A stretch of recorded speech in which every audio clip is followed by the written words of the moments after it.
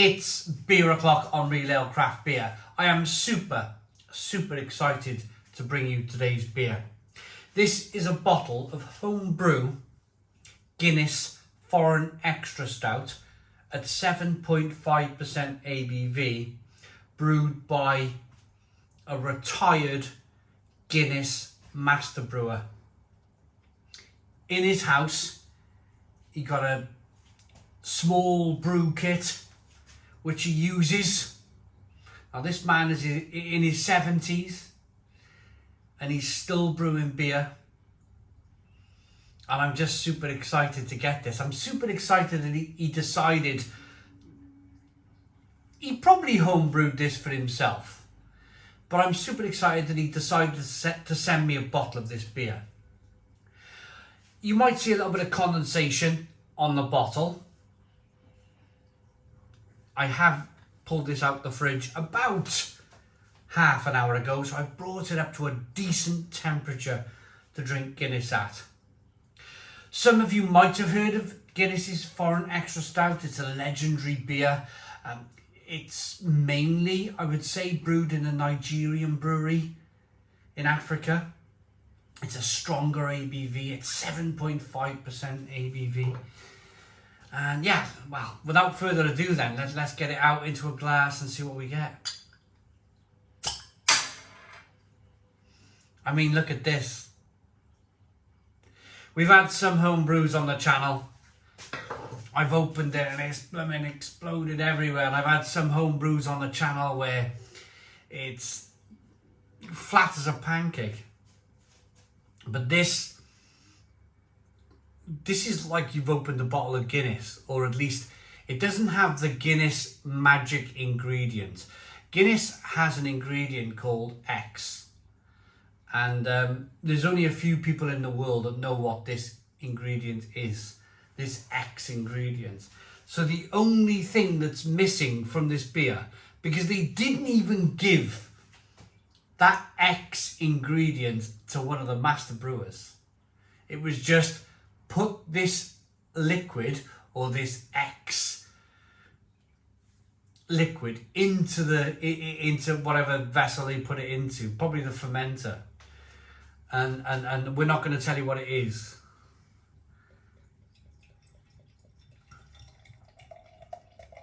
Look at this.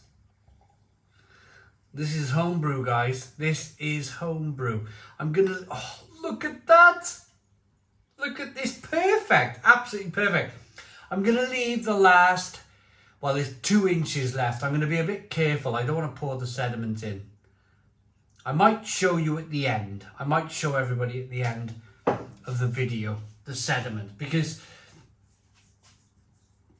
let's be fair, you want to see the whole beer, don't you? But first of all, we're going to give you a great representation of what this beer is without the sediment, and then when I get down halfway down the glass, we'll just throw the sediment in just for you guys. You know, if you're new to beer, you're going to want to see this, because sometimes in your life, even if you're new to beer, you're going to buy a beer off a bottle shop, a shelf somewhere, and you're going to pour it all in, and there's going to be all this sediment, and you're going to be kind of scratching your head as to what is in the glass. So I will show you later on, and I will explain later on what it is.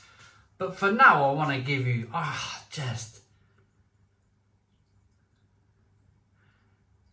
mean, this guy's in his 70s and he's producing beer like this. I think it's terrific. It always puts a smile on my face. Jet black beer in the glass, 2-finger tan coloured head, no light bleeding through there whatsoever, lovely levels of carbonation. Let's get the aroma.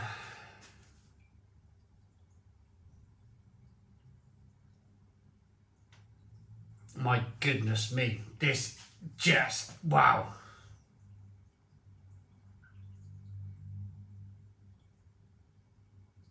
Delicate. The first word to enter my head is a delicate balance between the roasted malt in the beer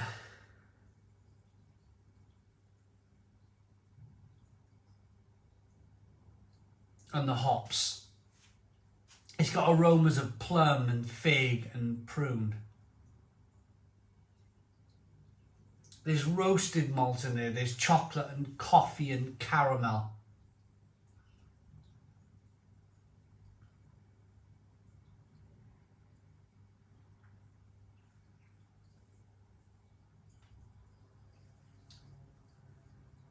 It smells amazing. Absolutely amazing. I'm going to dive in. Cheers.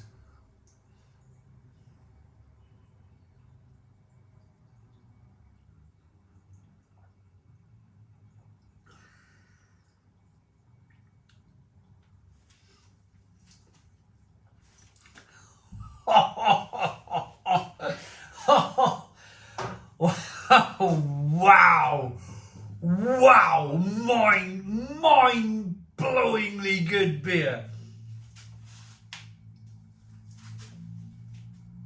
Wow. Stone the crows. Stone the crows. That is the best pint of Guinness that I have ever tried in my existence.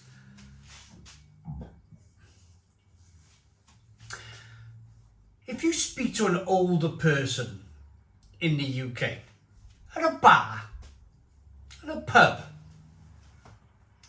and you talk to them about Guinness, say you speak to somebody in their 60s or 70s, they will tell you that Guinness has changed.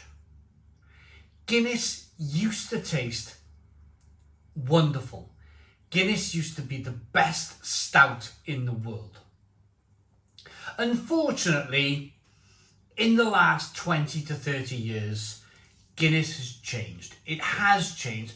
Personally, on a personal level, I cannot drink modern Guinness. I find it sweet, cloying, there's no bitterness to it. It's changed. It has changed. I'm really passionate about that because I've been to a number of breweries where they've launched stouts. I went to Brains Black. I went to the Brains Black launch. I've recently tried London Black. I've tried some of the Irish stouts that have tried to compete with Guinness over the years. And each time you speak to the brewer of these companies, they will tell you that Guinness is not the beer that it used to be. It has changed. And finally, I'm 43 years of age. I've only ever really tried Guinness in its modern tasting way. I've only ever tasted modern Guinness. And personally, I don't like it. I don't rate it. I think it's awful stuff. Awful. Honestly, for me, it's undrinkable. Gives me a headache. No, don't want it. This. And I've not given the brewer's name. I've not mentioned his name. Out of respect. Out of respect. I mean, look at it. This isn't your nitro fueled Guinness that got that whole horses thing going on in the glass. This isn't that. This is a proper. I mean, look at the way the carbonation chases the head of the glass. Look at this jet black beer in the glass. This is what I expect Guinness to be. Raisin, plum, prunes, figs, chocolate, coffee, caramel, roasted malt coming through, a lovely bitterness from the hops. I'm probably going to go back to my friendly Guinness brewer who's homebrewed this. And I'm probably going to ask him politely, and I'll probably send him some money for postage. I'm going to politely ask for another bottle of this. And I'm going to put it, I've got a little beer shelf in my house of beers that are never ever to be opened. Never to be opened. I'd like another bottle of this from my wonderful master brewer Guinness friend who's now retired. And I'm going to put a label down the side that says do not open. And I'm going to put that up on the top of the shelf there with Guinness Foreign Extra Stout on one label. And then, pardon me, and then do not open next to it. And I'm going to leave it up there, and hopefully that bottle stays up there for as long as I live in this house, which is probably going to be forever now because I put too much money into it. And it'll stay up there for as long as I live. It will stay up there with do not open Guinness Foreign Extra Stout, 7.5 ABV.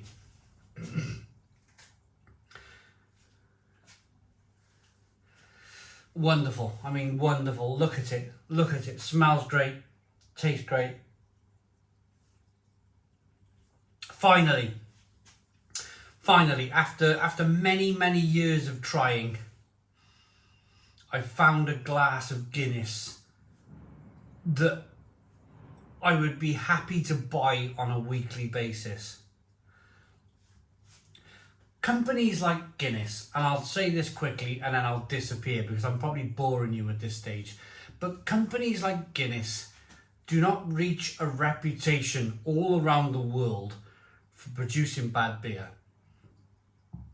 There's always a point in a brewery's life where they're producing the best beer that they possibly can. It lights up, the world wants to drink it, and then all of a sudden the money men get involved and they start tampering it. I've only got to mention one company, and it's a recent company. It's a recent, in the last 10 years, purchase. Cadbury's. Tell me, if you're of a certain age, if you're in your 30s or 40s, maybe even mid-20s, tell me that Cadbury's tastes the same today as it did 10, 15 years ago when the Americans bought it, when Kraft bought Cadbury's.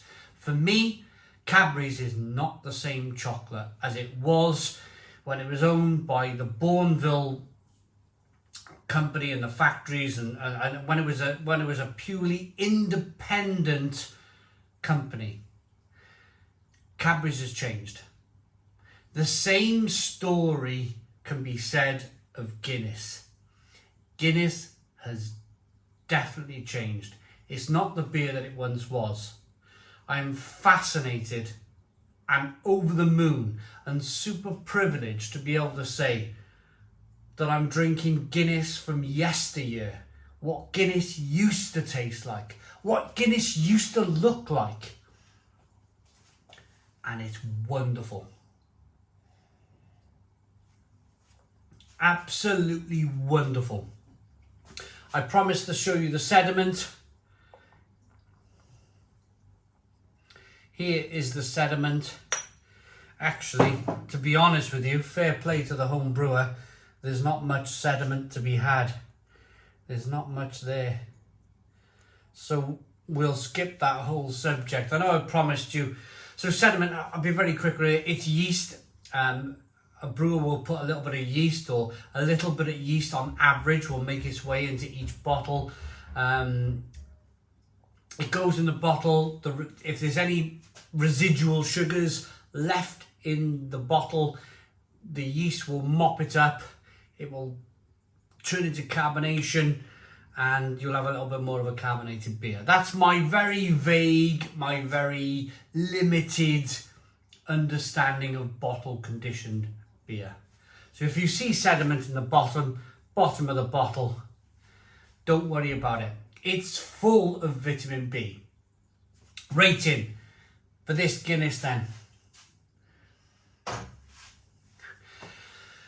I just feel like it's one of those memorable moments on the channel where I might have drunk 8,500 beers, but I feel like I've drunk a beer today that I will remember for the rest of my life. I will remember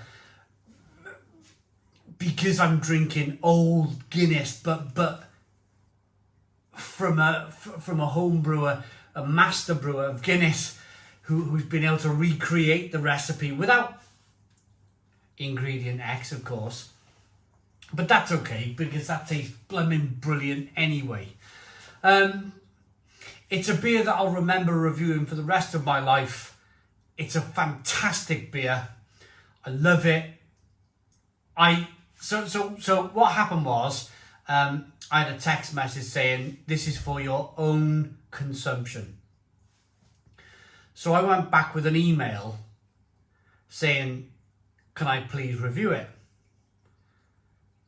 And I had a reply with, yeah, go on then. So I was sent the beer, but even there was then that persuasion. I had to go back to this Guinness master brewer and say, please, can I put this beer on YouTube? It's a very, I think a critical, not critical is not the word, an important part of history for me. The guy's in his 70s. He's not, let's not pull any punches. Nobody lives forever, do they? And I've had that opportunity, and I thank him for that, for reviewing this beer. 10 out of 10. 10 out of 10. Please put your comments in the comments box. Subscribe to our daily beer and food reviews. Give us a big fat thumbs up. Boom. Cheers.